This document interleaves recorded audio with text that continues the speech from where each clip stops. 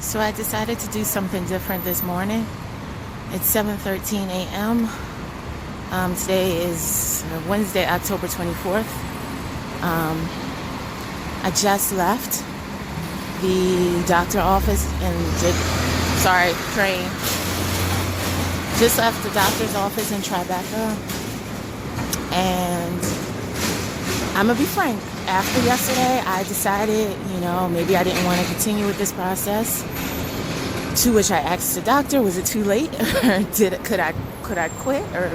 Or did I have to stick in the process? And he said, he kind of looked at me like I had two heads, like who actually ever quits this process, right?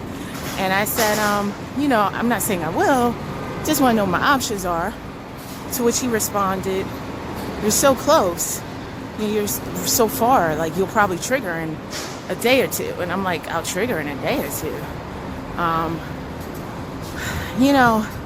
There's so much you don't know, and you don't necessarily know what to ask, and they don't necessarily volunteer what you should know. Sorry, I got dressed really early to run out of there.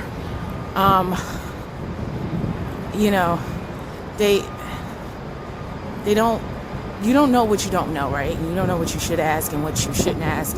So ask everything. And so ask them, why do I have to come every day now? Is this normal? Is there something wrong? They said once your follicles get to about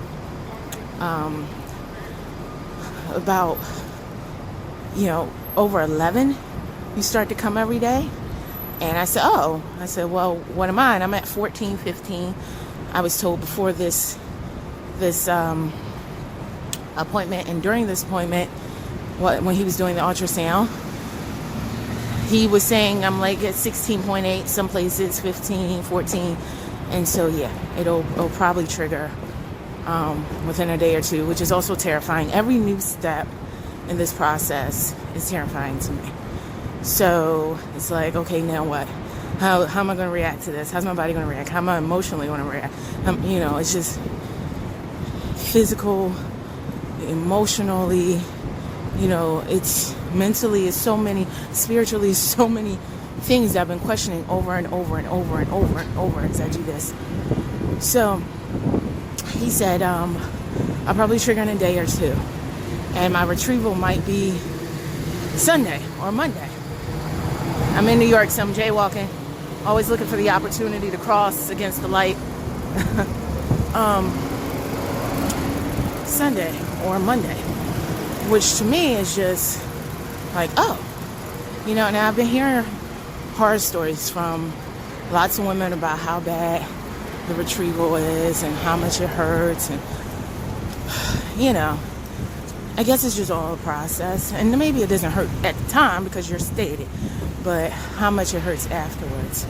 So of course not looking forward to anything like that. And I'm trying to debate whether I'm going to have to take the next day off of work to still recover. I don't even know what day to take off. He said Sunday or Monday, right? So I trigger on Monday. Guess I can take off Tuesday, but I guess I need to get closer. And maybe they'll tell me as I get closer. That's the thing about it. They're not telling you a lot unless you ask. You really have to ask. And so he also asked me whether I was having any pain or bloating. To which I said, yeah, last night, I was starting to feel some mild crampiness on like the right and left lower sides of my abdomen. Nothing too serious. Nothing to where I would, take any Tylenol. Remember, you can only take Tylenol or acetaminophen. So nothing that serious, but any pain and discomfort, you're concerned about because of the whole ovarian hyperstimulation, or OHSS. I also asked him about that. I asked whether I was at risk of it, given that I have a lot of follicles and they're quite large at this point. And he said, no, he said at this point, no. I don't know what that means. But he said no. And again, they're very rushed. I mean, he gave me some time to talk to me about not stopping, so he did do that, but it's the nature of the game, I guess. This is New York City. It's one of the top facilities in the country that I'm going to, and there's just a lot of people. So you kind of have to struggle to make yourself heard, but that doesn't mean you don't do it. So if you're in a similar situation, you go to a place that you feel is a little factory-like, you still need to make sure you're making yourself heard and ask questions.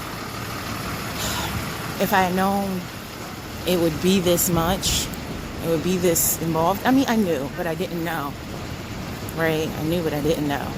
And if I had known, really understood what it would be, I don't know. I don't know if I'd be doing it. A little late to turn back from what I was told this morning, so it doesn't matter whether I want to turn back or not. But anyway, I'm headed to work, walking to work. Like I said, I love the Tribeca's office location because it's only a 10-minute walk to my office. And I'll keep you posted. Hey, just a follow-up to the earlier video. I forgot to mention that I'd asked the doctor about not working out. I haven't been working out because you're not supposed to work out. But I'm a procrastinator. I'm always running to the trains. I'm always running late, let me put it that way. And so I've been running to the subway and the trains a lot. A lot more than I feel I should. And only because I'm conscious of the fact you're not supposed to be working out or doing anything that's, strenuous or high impact exercises. And so I asked him about it. He said it was okay, but that I really should be taking it easy. So, so I guess that means I need to get up earlier or something and not always run late.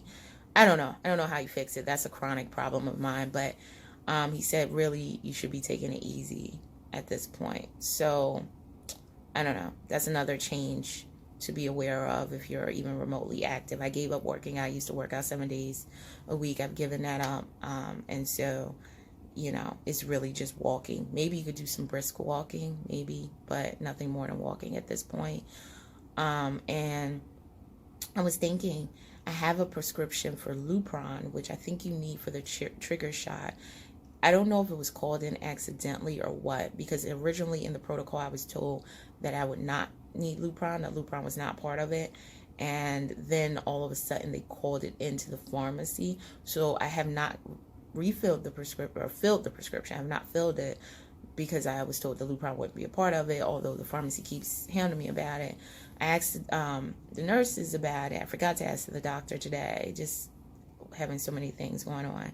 But I asked the nurse about it, and at one point I was told to go ahead and get it because it's best to have it in case I need it. And then another nurse said, well, don't get it because if you don't need it, you don't need to get it. I'm very fortunate copay wise. I think there's only a $5 copay for me for the Lupron, so I should probably just go ahead and get it. The thing is, like, when I have leftover medications, if I don't need the Lupron, is it trash? I know you can't donate it or something. These medications are so expensive. I wish there was a way that you could donate it or give it to women or something in need, but who can't afford it.